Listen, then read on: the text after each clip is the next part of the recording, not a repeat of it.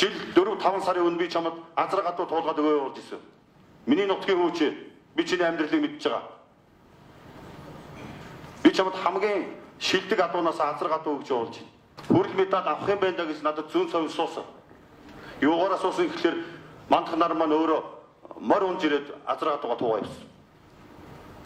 Тэгэхээр нэг нөхрийг одоо тушаагаад чи нэг манай төргээд ачаараа гээгүй. Тэгэхээр энэ юмд хүрэх хүүхд юм байна да. Энэ медалийн оосроос нэг зулгаагаад тогтоох хүүхд байна да. Ардаас нь би сүүгөөргө тосорч ирсэн. Миний азраг адуу бол энэ Монголын чөлөөтгөө холбооны тайланд туссан байгаа гэж бодож байна баяна багшаа. Тий. Тэгэхээр миний адуу бол улс бүсгийн наадам төрүүлдэг ерөнхийдөө 50-60 сая төгрөгнөөс доош өмнөлөгдөхгүй тийм сайхан адуугаар би бэлгэллээ гэж бодсон. Тэрэнд бол сэтгэлийн болохоор хүн тавиад хэрэггүй. Тийм одоо сүүн хадаг цацал өргөссөн юм шүү. Монголын чөлөөтгөө холбоо. Тий. Тэгэхээр өнөөдөр Монгол адуу ямар үнэтэй байгаа лээ. Монгол хэрэглэхэд одоо 500 сая төгрөгөөр зарагдсан байдаг шин. Би мандах дарга олон сайхан адуутай бас малчайлын хүүхэд, мал мэддэг хүүхдүүд цаашаа яваасаа гэж бодож байна.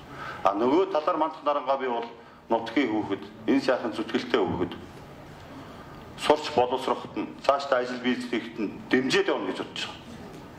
Тэ. Ах хүний хувьд, багш хүний хувьд бол зөвлөж явна гэж бодож байна. Гэр бүлийч би сайн мэднэ.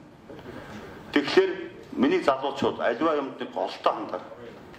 Энэ тал тэр тал гэдэг чинь хоёр санаа явдаг юм шиг. Хоёр санаа явдаг.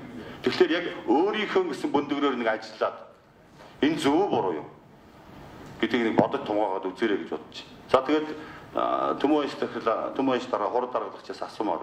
Энэ хордлоо ингэж явуулах уу?